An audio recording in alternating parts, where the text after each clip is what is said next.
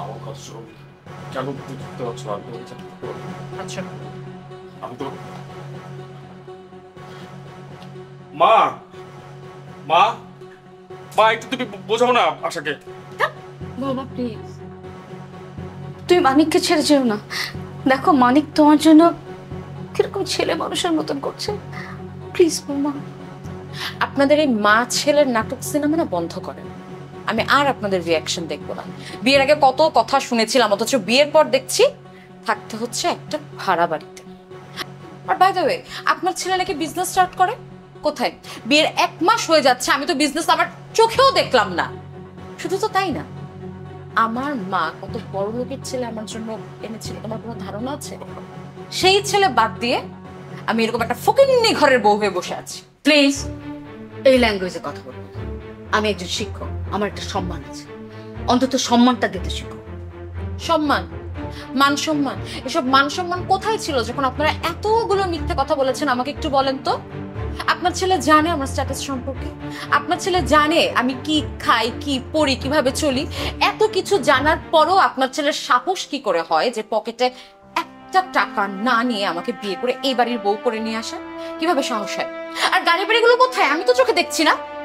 আমার একটা শাড়ি পছন্দ হলে আপনার ছেলে সেটা আমাকে কিনে দিতে পারে না। আমার 100 টাকা প্রয়োজন হলে আমার আপনার কাছে কৈফিয়ত দিতে হয়, আপনার কাছ থেকে টাকা নিতে হয়। কেন? হ্যাঁ হয়, কারণ আমি অনেক কষ্টে ইনকাম করি, আমি কষ্ট করে আমার ছেলেটাকে মানুষ করেছি। আর বলছো মিথ্যে কথা? আমার ছেলে কখনো মিথ্যে কথা বলতে পারে না। আর তুমি যে বলছো গাড়ি আছে বাড়ি আছে, আমাদের সব আছে, ছিল। ওর বাবার গাড়িও আছে, ওর বাবা বাড়িও আছে। ওর বাবা দ্বিতীয়বার বিয়ে করার পর আমি মানিককে নিয়ে বাড়ি ছেড়ে চলে এসেছি। এখনো প্রতিদিনই ফোন করে তার ওখানে ফিরেছে। আমার আত্মসম্মানে লাগে বলে আমি চাই, তাই বলে কিছু নেই। ফকিন্নির বাচ্চা, এসব কথা তুমি বলতে পারো না বৌমা। কি বলছে এগুলো? মানে প্যাচটা তাহলে এখানে লেগেছে? তুমি আমাকে জানাওনি যে তোমার বাবা আরেকটা বিয়ে করেছে? মিথ্যাবাদী কোথাকার! তুমি আমাকে মিথ্যা কথা বলে এই বাড়িতে বিয়ে করে নিয়ে এসেছো। দেখছি আমি আসলে তোকে হারাতে চাইনি, সেই ভয় বলে দিলাম। হারাতে চাও নেই। আমিও এখন দেখি তুমি আমাকে কিভাবে আটকে রাখো। বৌমা বৌমা আশা মা, শক্ত মানে প্লিজ শক্ত হ। আমি একদিন এভাবে তোর হাত ধরে তোর বাবার বাড়ি থেকে বের হয়েছি, কেউ আমাকে ফেলে দেবে। আর যদি ফিরতেই হতো তাহলে কাউকে আমার পিছনে এসে দাঁড়াতে হতো না, বলতো আমি নিজে থেকে যেতাম। আমিও তোকে বলে রাখছি, আশা যদি কখনো তোর সাথে সংসার করতে চায় নিজেই চলে এসে।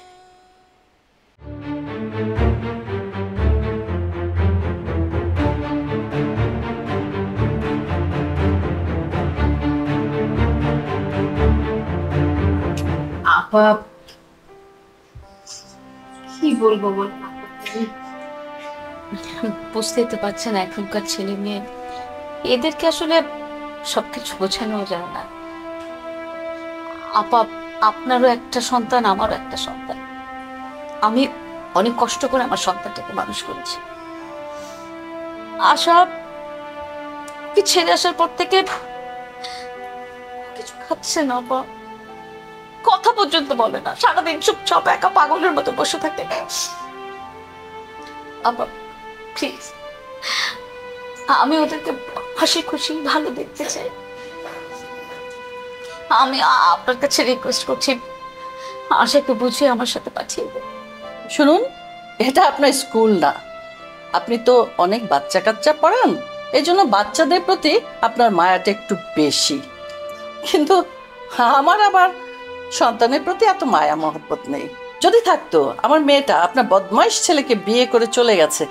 আমি কি কোনোদিন বলেছি আপনাকে যে আমার মেয়েকে ফেরত দিন? আমি তো এই বিয়েতে রাজিই ছিলাম না। আমার ছেলে বদমাইশ? You just mind your language. আপনি এইভাবে আমার সাথে কথা বলতে পারেন না। শুনুন, আমারও কোনো ইচ্ছে ছিল না আমার ছেলেকে আপনার এখানে বিয়ে দিতে। আমি যদি জানতাম এরকম একটা ফ্যামিলির মেয়েকে আমার ছেলে পছন্দ করেছে, I am very sorry, I can't accept. আমি এই বিয়ে মানি না, মানবো না, ভবিষ্যতেও মানব না। আমার মেয়ে ভুল করেছে, এখন সে তার ভুল বুঝতে পেরেছে।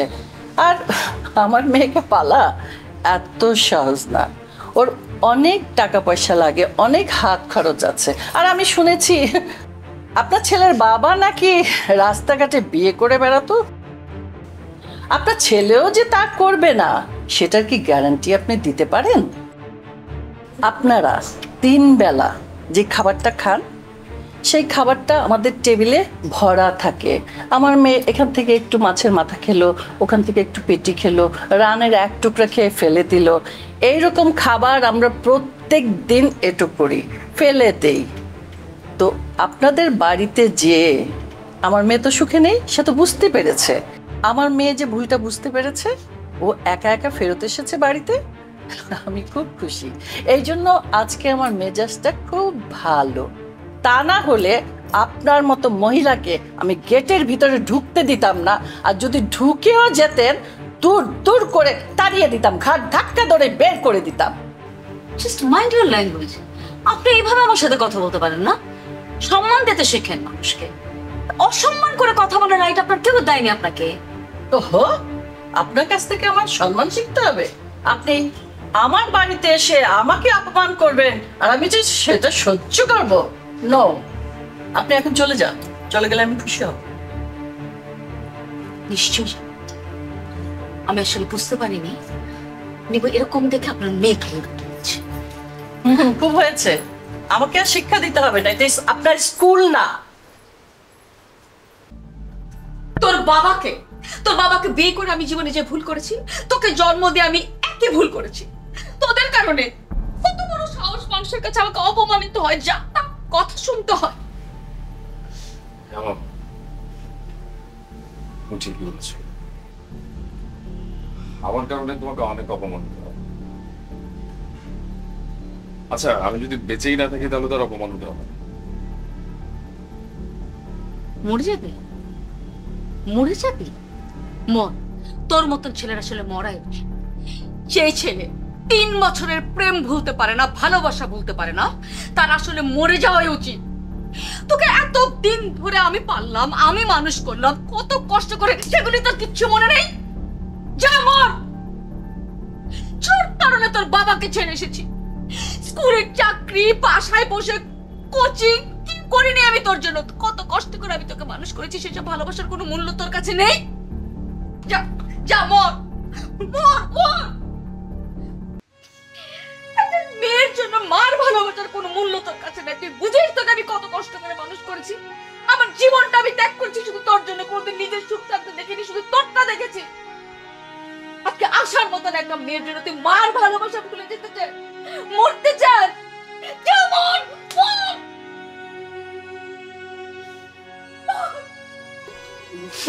মা, তুমি তো আমার সব, আমার কে আছে আমার আর মা? কিন্তু মা, আমি কি করবো? আমি তো বলতে পারি না মা, আমি বলতে পারি। আমি বুঝি, বলতে পারি। তুই কি মনে করিস আমি তোর কষ্ট বুঝি না? তোর কষ্ট বুঝি বলে তো আশাতে বসে গেছে। আশার মা যা ইচ্ছে তাই বলে অপমান করে আমাকে বাসা থেকে বের করে দিয়েছে। তোমাকে অপমান করেছে? আমি তো শেষ করব, ছাড়ব না। খবরদার কিচ্ছু করবি না, কোথাও যাবি না। তুই এখানে থাক, এখানেই থাকবি। একটা জিনিস সবচেয়ে ভালো হয় বাবা, তুই আশাকে ভুলে যা। আশাকে তুই ভুলে যা, সেটা সবচেয়ে ভালো হবে। একটা কথা মনে রেখিস, জন্ম মৃত্যু বিয়ে সব আল্লাহ পাকের হাতে। আশা যদি সত্যি তোকে ভালোবাসে বাবা, দেখবি তোর কাছে ফেরত আসবে। তুই কিচ্ছু করবি না, কোথাও যাবি না বাবা।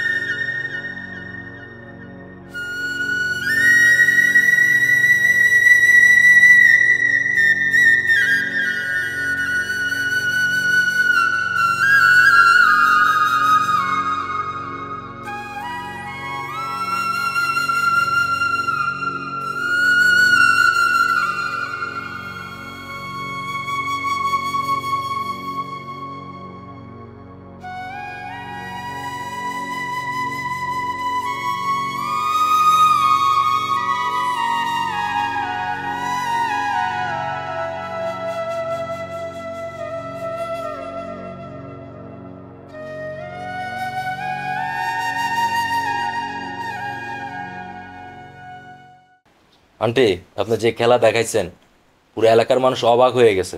আমার পক্ষ থেকে আপনাকে সেলুট। আপনি কেমনে মানিকের কাছ থেকে আশাকে নিয়ে আসছেন? আন্টি আমি কিছুদিন আগে মার্কেটে যাচ্ছিলাম বুঝছেন, তো আমি আমাদের মহল্লার ব্রিজের পাশ দিয়ে যাচ্ছিলাম, ওইখানে একটা ফুচকার দোকান আছে না, ওইখানে বসে ওরা ফুচকা খাচ্ছিল। হঠাৎ ওই একটা ছেলে এসে মনে হয় আশাকে কিছু একটা বলছে, বলার সাথে সাথে বিশ্বাস করবেন আন্টি, মানিক ফুল পাওয়ার গরম হইয়া তাকে ইচ্ছা তরবে পিটাইছে আর কান ধরে অভ্যাস করাইছে। ওই ছেলেরও কিন্তু বিশাল ক্ষমতা, কিন্তু কিছুই করতে পারে নাই। তারপর থেকে আমি কখনো ওদের সামনে যাইতাম না ভয়ে। কিন্তু আন্টি আমার একটা জিনিস বিশ্বাস হচ্ছে না, আপনি কেমনে মানিকের কাছ থেকে আশাকে নিয়ে আসছেন? ও বাপরে বাপ আন্টি, আপনাকে সেলুট দেওয়ার দরকার, আপনি পারছেন কিন্তু। এইসব কারিশমা বুঝতে তোমার একটু সময় লাগবে, তোমার বয়সটা একটু কম তো। সময় সময় সব আমি তোমাকে বুঝিয়ে দেব, বয়সটা একটু বাড়ুক। শোনো জাফর, আমার কাছে শয়তান ও শয়তানি করতে ভয় পেয়ে যায়, কারণ আমি এমন শয়তানি চাল চালি শয়তান আমার ধারে কাছে আসতে পারে না, আমি হয়ে যাই ভয়ঙ্কর। আন্টি আপনি যে এত ভয়ঙ্কর এটা কিন্তু আপনি প্রমাণ করে দিলেন। শোনো জাফর, তুমি উকিলের চেম্বারে যাবে, কাগজটা রেডি হয়েছে কিনা ডিভোর্স পেপার সেটা নিয়ে আসবে, ওকে পাঠিয়ে দেব, আর টাকা পয়সা আমি তোমাকে দিয়ে দিচ্ছি। আরে আন্টি আপনি এটা নিয়ে শুধু শুধু কেন টেনশন করতেছেন? আমি তো আছি, আমার বাবা এত টাকার মালিক, আমি আছি না, সব টাকা আমি খরচ করবো। কিন্তু আশা করি, আশাকে দেখতেছি না। আশা মামুনি, আশা। কি ব্যাপার, কেমন আছো? এই তো আছে, তোমার কি অবস্থা? চলছে আর কি। শোনো বাবা, আশার মনটা ভালো নেই, তুমি ওকে নিয়ে একটু বাইরে থেকে ঘুরে এসো। যাওয়ার আগে উকিলের চেম্বারে যাবে, সেখান থেকে সব কাগজপত্র রেডি করে ওকে কিছু খাইয়ে নিয়ে এসো, ওর মনটা ভালো হয়ে যাবে। ঠিক আছে আন্টি, আপনি চিন্তা করবেন না, চলো আসা। যা। রেডি আছো তো? হ্যাঁ হ্যাঁ, চল, উঠে দাও না। আসি।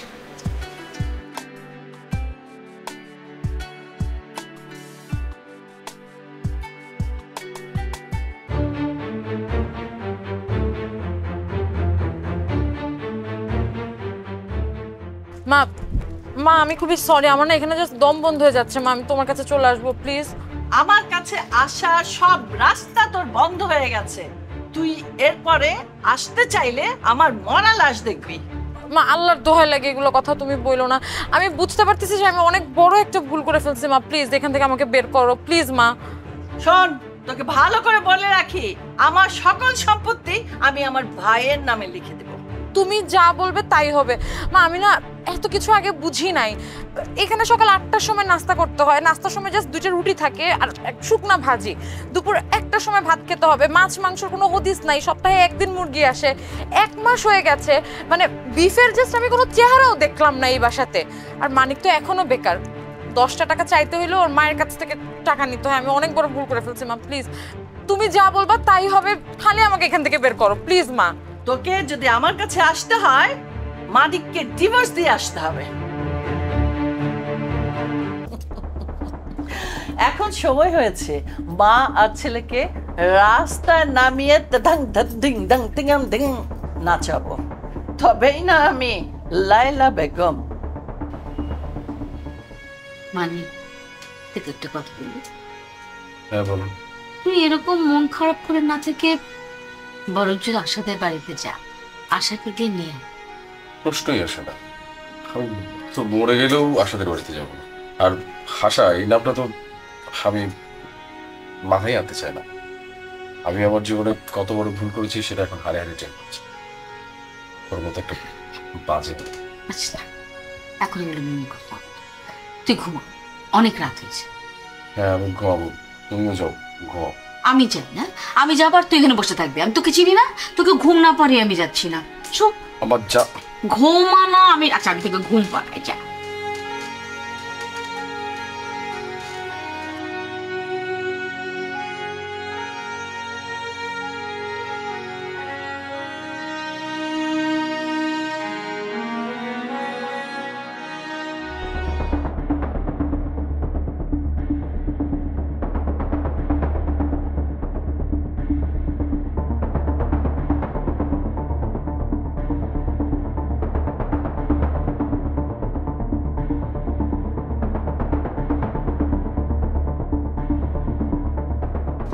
কি হলো, কি হলো বাবা?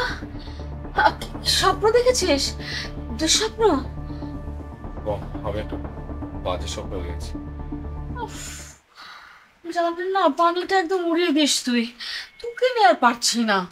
আচ্ছা তুই এটা বাদ দে তো মাথা থেকে, এই আশার আশা একদম ছেড়ে দে। তুই এসব নিয়ে আর ভাবিস না। আমি বরঞ্চ তোকে একটা কথা বলি, তুই একটা ছোট করে ব্যবসা শুরু কর। তুই কাজের ভিতরে ঢুকে গেলে দেখবি এগুলি কিচ্ছু মনে হবে না বাবা। মম, আমিও ভাবছি একটা ছোটখাটো ব্যবসা করবো, কিন্তু কিভাবে বলো না। তোর বন্ধু যে জামালের সাথে কথা বললাম, ও তো ব্যবসা করে। আমার জামালের সাথে কথা বলেছি, কিন্তু টাকা লাগবে, লাখ 5 টাকা হলে কিন্তু আমি মোবাইল অ্যাক্সেসরিজ এর বিজনেসটা শুরু করতে পারি।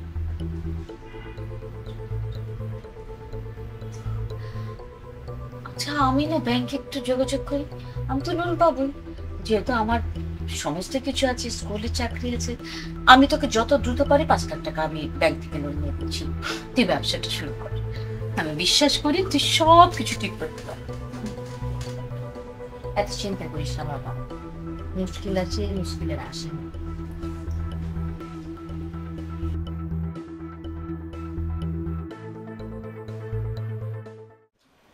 আন্টি এটা আপনি কি বলছেন?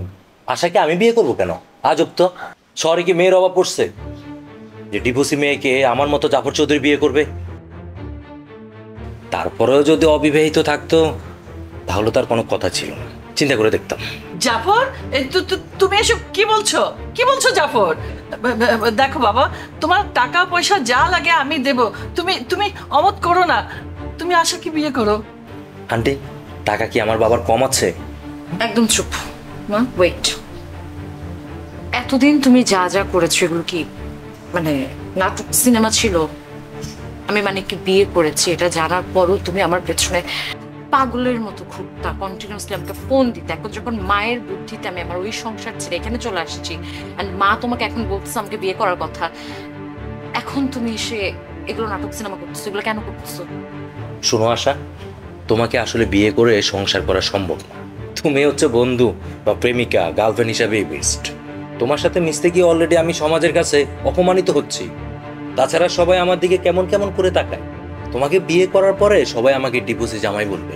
আমাদের দেশের মানুষ এত খারাপ, তাদের মুখে যদি আমি হাজার হাজার টাকা মেলে দিই তারপরে ওদের মুখ ডাকা যাবে না। আপনি তো জানেন আমার বাবা একটু রাগী। বাবা জানে আশার সাথে আমি ঘোরাফেরা করতেছি।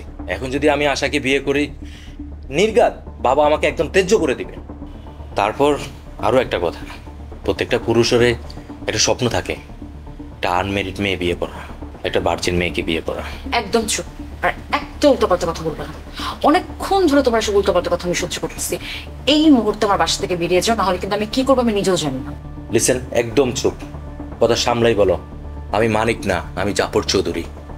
কি তুমি টাকার অহংকার আমার সাথে দেখাচ্ছ? আমার সাথে টাকার অহংকার দেখাবে না। আমি যদি তুড়ি মারি না, টাকা উড়ে উড়ে আসবে, ঠিক আছে? বাবা জাফর, এই আমার একটা কথা শুনে যা। এই যে চুপ। আর একটা কথা আপা, কথা হয়েছে আমি আবার ধরেন চার নে খাই না, ওই যে বড় লোকদের সাথে থাকতে থাকতে ওদের বিয়ের সাথে দিতে দিতে মানে এই বিজয় খাওয়ার ধরুন চলবে সেই একের মাল। মোটেই একে মাল না, আরেকটা দেখান। ঠিক আছে আপা, আরেকটা দেখাচ্ছি, একের মাল দেখেন আপা। চোখ কই, তারা নাকি? শোনেন আপা, আপনার মনে হয় বাংলাদেশের কোনো পোলা পছন্দ হইব না, যেটা দেখা যাচ্ছে প্রতিষ্ঠিত ব্যবসা কারোই পছন্দ না। মনে হয় দুবাইয়ের কোনো শেখ টেক আনতে হইব। আপনার একটা প্রতিষ্ঠিত পোলা কি কোনো ডিভোর্সি মেয়ের বিয়ে করাইবেন? এই সময় তো আর করাইবেন না, বুঝছেন না? নিজের বেলা 16 না, তারপরও আজকে একটা ডিগ্রি বাস পোলা খুব সুন্দর, এই মানে সেই ফিগার। দোকানে গেলাম চা খাইতে যে এত ঘটনা ঘটে গেছে। আপনার এলাকার এক পোলা আমার জিজ্ঞাইতেছে যে ঘটক সাহেব কই যাবেন, আশার বিয়ে দিতে, আসার জন্য পোলা নিয়ে আইছেন? আমি সরল মনে করলাম এতটুক কইলো আসার নামে, কোয়ার পরে পোলাই দিল দৌড়ে আনতে পারলাম না, বুঝছেন? আর এই যে আমারে দেখতেছেন না, আমি কিন্তু একটা শিল্পপতির মায়ের বিয়ে করছি। কেমন জানেন? কেমনে? ওই শিল্পপতির মায়ের ডিভোর্স ছিল, অনেক পাত্র টাত্র দেখায়, পছন্দ হয় না, লাস্টে আমি করে ফেলছি। আপনার মেয়ের আমি বিয়ে করতাম, কিন্তু আমি তো যেহেতু বিয়ে করে ফেলছি তাই সম্ভব না আর কি। এই ঘটক, তুমি কি বিয়ে করাতে এসো নাকি তুমি করাতে যাও? হ্যাঁ, বিয়ে নিজে করতে যাও? আশ্চর্য! এই ঘটক তো, খুব আজব ঘটক তো।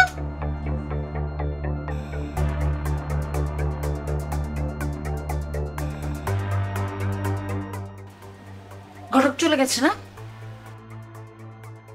ঘটক কি বলে গেল? যে আমার আর বিয়ে হবে না, ভালো কোনো ছেলে পাবে না আমার জন্য, তাই তো? ডিভোর্স নিয়ে আমি তো অনেক বড় অপরাধ করে ফেলেছি, যে সংসারে আমার চাওয়া পাওয়া কোনো কিছুই পূর্ণ হয়নি, সেই সংসার থেকে আমি চলে আসছি। আমাকে তখন কেউ বিয়ে করবে না। আচ্ছা মা, তুমি কি এটা দেখতে পাচ্ছ যে আমার আত্মীয় স্বজন, কাছের মানুষ সবাই জাস্ট আমাকে ঠেলে ঠেলে দূরে সরিয়ে দিচ্ছে? তুমি কি এটা তুমি বুঝতে পারছো না, তাই না মা? আচ্ছা মা, আমাকে একটা কথা বলো তো, এই যে আমি সংসার থেকে চলে আসলাম, এই যে এত কিছু হয়ে গেল, পুরোটাই কি আমার দোষ ছিল? তোমার কোনো দোষ ছিল না, তোমার কোনো ইনফ্লুয়েন্স ছিল না, কিচ্ছু ছিল না। এখন আমি কোথাও যেতে পারি না, কারো কাছে মুখ দেখাতে পারি না। মা, তুমি জানো আমি যেদিন মানিকের বাসা থেকে চলে আসলাম, মানিক জাস্ট বাচ্চার মতো আমার হাত ধরে আকুতি করছিল যে আশা তুমি চেয়েও না, আশা তুমি চেয়েও না। ওর মা একটা টিচার, আমি জানি যে ওনার রেসপেক্টটা কতটুকু, আমি জানি যে উনি কত নাইস একটা পার্সোনালিটি। তারপর আমার মুখে যা আসছে আমি জাস্ট বলে আসছি। আমি একবারের জন্য ভাবি নাই যে উনি আমার শাশুড়ি, ওনাকে কথাগুলো বলা উচিত হয় নাই। আমি মানিকের মুখের উপর যা তা বলে না চলে আসছি। ও ছোট লোকে বাচ্চার নাম আমার সামনে আনবি না। শুধু শুধু তুই ওর কথা তুলিস কেন বারবার? পরিচয় দেওয়ার কিছু নেই। কার পরিচয় দেওয়ার আছে? এই ঘটকের, যে কিনা একটা শিল্পপতির মেয়েকে বিয়ে করে এখন বলতেছে যে যদি বিয়েটা না করতো তাহলে আমাকেও বিয়ে করতে পারত। তার কাছে কোন পাত্র আছে আমাকে একটু বলো তো? কোন পাত্র? টাকলা, হাত পা ভাঙা, তারপর হচ্ছে গিয়ে সরকারি চাকরিজীবী কিন্তু খুব লো পোস্টে। এই ধরনের পাত্র তোমার কাছে ভালো মনে হচ্ছে? তোমার কাছে মনে হচ্ছে যে এই ধরনের পাত্রকে বিয়ে করলে আমি সুখে থাকবো? তাহলে ওকে ফাইন, এটার সাথে আমার বিয়ে দিয়ে দাও, আমার কোনো অসুবিধা নেই। তুই কি পাগল হয়েছিস? ওসব ছেলের সাথে তোকে আমি বিয়ে দেবো? তাহলে কার সাথে বিয়ে দিবে আমাকে একটু বলো, যে তোমার এই পাত্রদের লিস্টে কোন কোন ভালো ভালো পাত্র আছে যারা তোমার এই ডিভোর্স মেয়েকে বিয়ে করবে? তুই চিন্তা করিস না, ভালো পাত্র অবশ্যই আমি খুঁজে বের করবো। মা, আমার কি মনে হয় জানো,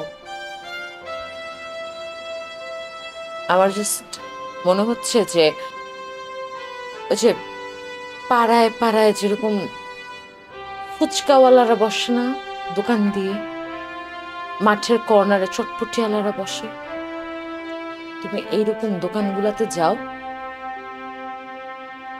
কি একটা বিলবোর্ড টানো। বিলবোর্ডে কি লেখা থাকবে জানো? বিলবোর্ডে লেখা থাকবে যে আমি অনেক বড় লোক, আমার একমাত্র মেয়ে আশা, যার রিসেন্টলি ডিভোর্স হয়েছে,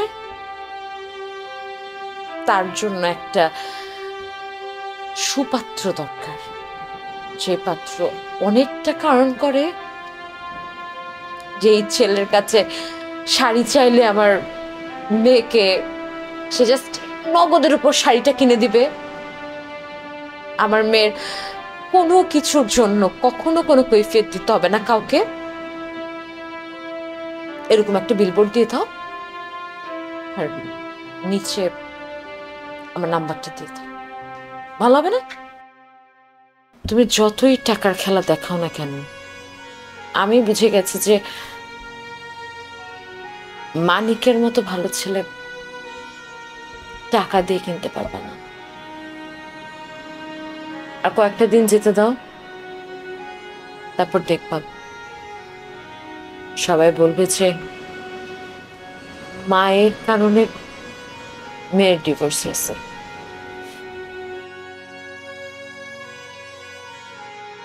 জামাল, তুই কোনো চিন্তা করিস না, আমি সব গুছিয়ে রেখেছি। আচ্ছা, রাখছি। ধর বসো। এটা নিয়ে গরম হলো।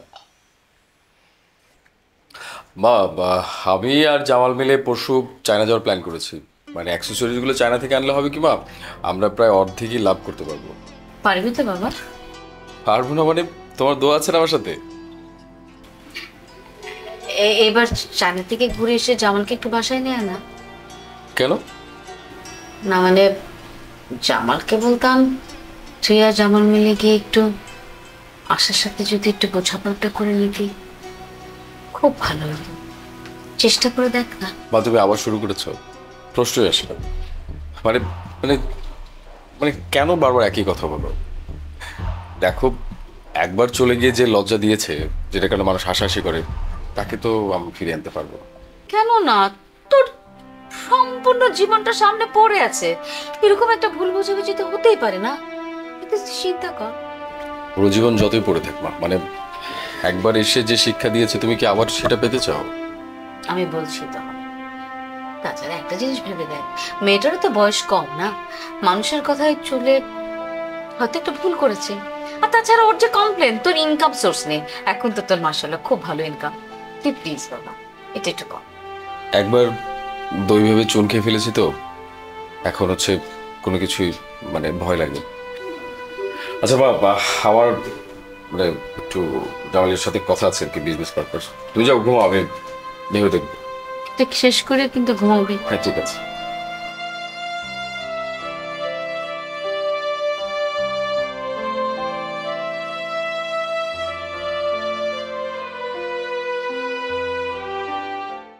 ও ভাই, কেমন আছোস?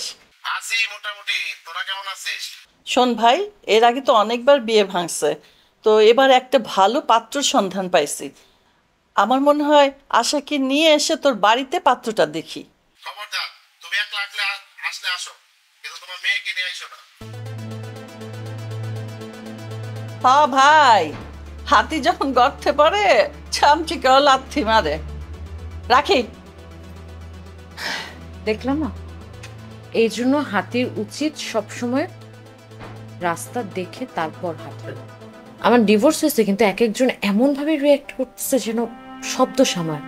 তুমি দেখো না মা, যে আমার আত্মীয় স্বজন সবাই জাস্ট আমাকে দূরে ঠেলে দিচ্ছে, কেউ আমার সাথে যোগাযোগ করতে চায় না, যেন আমার কোনো ব্যাধি হয়েছে যেটা ছোঁয়াচে, বা আমি কারো কাছে গেলে সে মুখ দেখাতে পারবে না, লজ্জা পাবে, এরকম কোন একটা কিছু।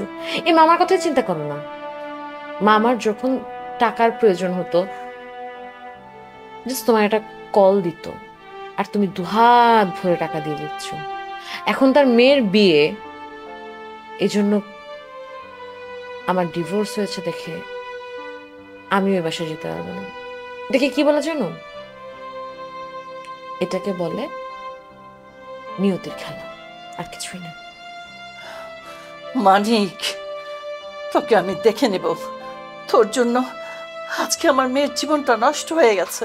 তোর জন্য কোনো আত্মীয় স্বজনের কাছে আমি যেতে পারি না, আমার মেয়ে যেতে পারে না, কেউ যোগাযোগ করছে না, আমি লজ্জায় মুখ দেখাতে পারছি না। তোকে আমি পেলে যে কি করব। একদম চুপ মা, একটা কথা বলবা না, একদম চুপ। মানিক তো আমার জীবন নষ্ট করে নেই মা। আমি যদি বলি তুমি আমার আর মানিকের জীবনটা নষ্ট করছো, তোমার কাছে সবসময় টাকাটা ম্যাটার করতো, তুমি সেটাই বলতা। আমিও তোমার কথা শুনে এখানে চলে আসছি।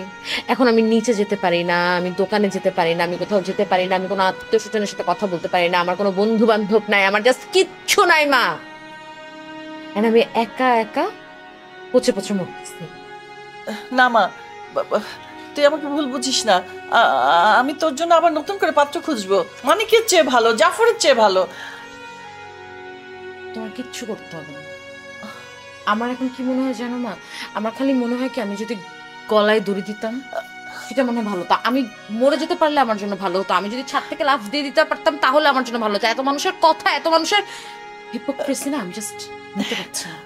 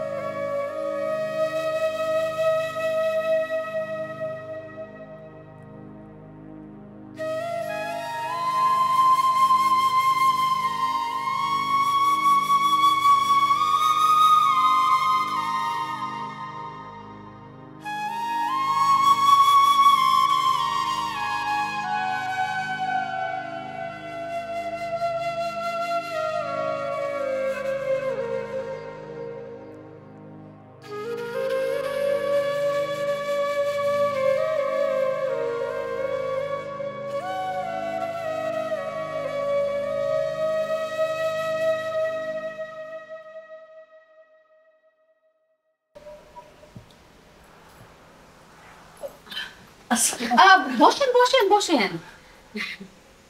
কি হয়েছে? আমি কি বলছিলাম কি, আমাকে মাফ করে দিন। হাত জোর করছেন কেন আপা? বলেন কি হয়েছে? আমি আপনার জন্য কি করতে পারি? আপনার অভিশাপ লেগেছে। মহল্লার সবাই আমাদেরকে দেখে হাসাহাসি করে, টিটকারি মারে, আত্মীয় স্বজন সব সম্পর্ক ছিন্ন করেছে। কোথাও মুখ দেখাতে পারছি না। আপা এসব কি বলছেন? আমি কেন আপনাকে অভিশাপ দেব? এত খারাপ মানুষ আমি না যে আমি অভিশাপ দেব। বল আপনাদের পায়ে ছিল, গোল দিয়েছেন, আপনারা জিতে গেছেন। খেলায় তো হার জিত থাকবেই। আর তাছাড়া আমি হারতেই ভালোবাসি। হারার মধ্যে যে কি বড় আনন্দ সেটা বুঝবার মতন এই জগতে মানুষ খুব কম আছে। এই হারটা আমার জন্য খুব দরকার ছিল, বিশেষ করে আমার মানিকের জন্য খুবই দরকার ছিল। আপনি জানেন, মানিক হেরে গিয়ে নতুন মানিকে পরিণত হয়েছে। সে দিন রাত পরিশ্রম করে এখন সত্যিকার অর্থেই একটা মানিক হয়ে গড়ে উঠেছে। আজকে আমার মানিক চায়না গেছে, জানেন 30 লক্ষ টাকার প্রোডাক্ট আনবে। শুনেছি এবার নাকি একদম ডাবল প্রফিট হবে।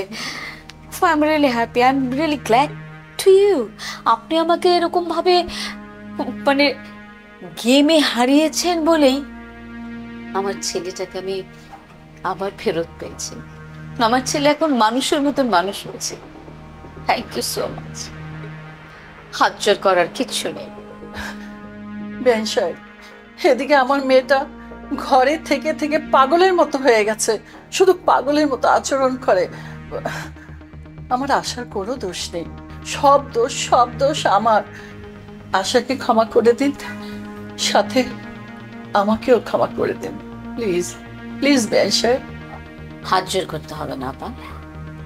আমার পায়ে এখন বল, কিন্তু সেটা আমি রাখতে চাই না। ওই যে বলেছি না, আমি হেরে যেতে ভালোবাসি।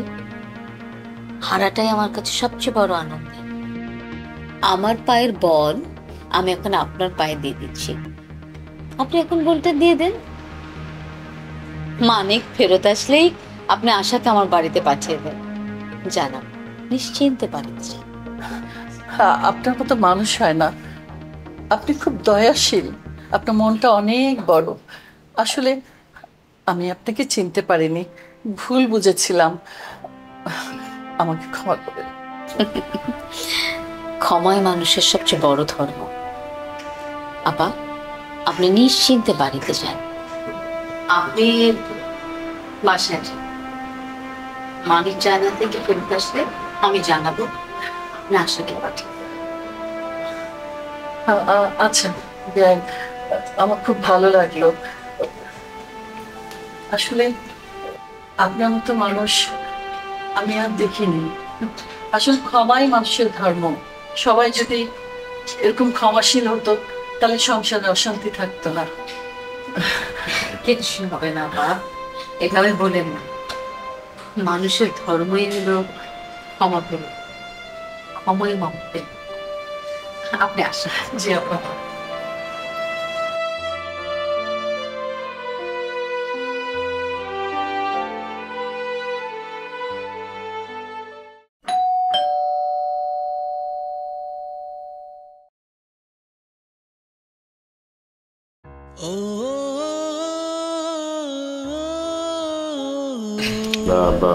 জি কাকুচে, মানে আমি খুবই সরি, আমি জানি আমি একটা অপরাধ করে ফেলেছি, ক্ষমার অযোগ্য আমি। এক্সকিউজ মি, আপনি মানে ভুল করছেন। মানে এটা আসলে মানে আমি চিনতে পারছি না আপনাকে। মানে এভাবে সরি। এভাবে বলুন না প্লিজ, আমার কথাটা একটু শুনে, একটু ঠান্ডা মাথায় শুনে। আমি জানি আমি ভুল করেছি, একটা ভুল তো সবাই ক্ষমা করে, প্লিজ আমাকে মাফ করে দাও প্লিজ। মানে মানুষের তো লজ্জা শরম বলে একটা কথা আছে, আমার তো মনে হচ্ছে আপনার লজ্জা শরম বলতে কিছুই নেই। মানে আমি জানি আমি অনেক বড় অন্যায় করে ফেলেছি, একটা দোষ তো আল্লাহ মাফ করে দাও, আল্লাহর দোহাই লাগে প্লিজ তুমি আমাকে আজকের মতো এবারের মতো এইভাবে আপনি যেদিন চলে গিয়েছিলেন আমিও আপনার কাছে হাজারো বার বর্ণনা, সে বিনিময়ে আপনি কি বলছিলেন? আমি ছোট লোক, অকর্মণ্য, আপনাকে একটা শাড়ি কিনে দেওয়ার মতো ক্ষমতা আমার নাই। তখন মনে থাকে না আপনি যখন চলে গেছেন? তখন মনে ছিল না? আজকে আমি প্রতিষ্ঠিত হয়েছি, কিছু টাকা পয়সা ইনকাম করেছি, আর অমনি চলে আসলেন। রবি তো আপনি, আমি জানি না। আচ্ছা আমি ধরেই নিলাম আপনাকে ক্ষমা করা যায়, কিন্তু আপনার মা আমার মাকে যে ভাষায় অপমান করেছে তার জন্য তো কোনো ক্ষমা প্রশ্নই আসে না। এই আপনার কোনো আইডিয়া আছে আমার মা আমার কাছে কি? আমার মা আমার কাছে সবকিছু। আমার মার জন্য আমি সবকিছু করতে পারি। আপনার মতো হাজারটা আশাকে কুরবানি দিতে আমার বিন্দু পরিমাণও কার্পণ্য হবে। মানে আমি মার কাছেও ক্ষমা চাবো প্লিজ। যাই বলছি।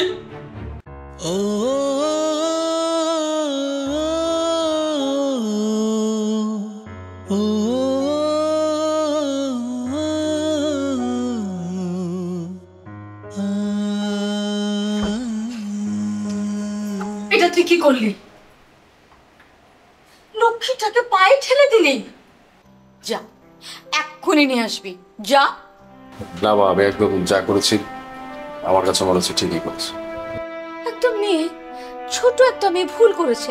ভুল করলে মানুষকে ক্ষমা করা যায়, বদমাইশি করলে, শয়তানি করলে সেটা ক্ষমা করা যায় না। একটা ভুল করলে একটা মানুষকে শুধরাবার জন্য সুযোগ দিতে হয়। তুই যা, আমি বলছি তুই এখন ওকে নিয়ে আসবি। আমি তোর কাছ থেকে অন্তত এটা আশা করিনি।